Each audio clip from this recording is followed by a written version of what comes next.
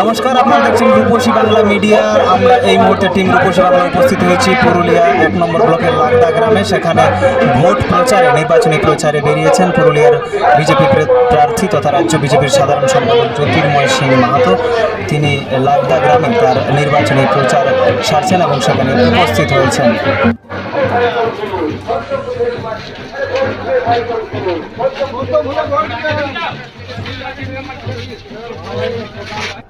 বলরামপুর বিধানসভার যে পাতুয়াড়া গ্রাম, সেখানে কমসে কম 532 ব্যক্তি, প্রায় আনুমানিক 100 পরিবার যোগদান করলো ভারতীয় জনতা পার্টিতে।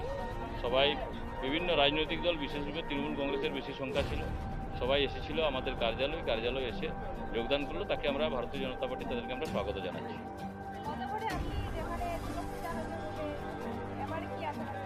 এবারে 1 লাখ বেশি বাড়বে, কারণ গতবারে যে আমাদের অর্গানাইজেশন ছিল তার থেকে অনেক একদম পুরো মাইক্রো লেভেলে আমাদের কাজ হয়েছে, অনেক নিচু স্তরে আমাদের কাজ হয়েছে। সেই কারণে কি আছে, ভারতীয় জনতা পার্টির কার্যকর্তার সংখ্যাও বেড়েছে, লোকের সমর্থনও বেড়েছে। মোদীজির যে 10 বছরের সুশাসন, সেই সুশাসনে মানুষের আস্থাও বেড়েছে। তাই গতবারের তুলনায় 1 লক্ষ বেশি ব্যবধান থাকবে।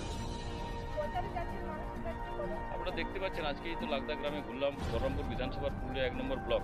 তাতে অভূতপূর্ব সাড়া পাওয়া যাচ্ছে, মানুষের ঢোল নেমে যাচ্ছে আশীর্বাদ করার জন্যে। আপনার 18 থেকে একদম 80-র ঊর্ধ্বে যারাই আছে, বেরোতে পারছে বাড়ির থেকে, আসছে, আশীর্বাদ করে যাচ্ছেন। এবং তারা সকলেই চান মোদীজি আবার প্রধানমন্ত্রী হোক এবং 400 আসন নিয়ে হোক। আর তাই পুরুলিয়ার থেকেও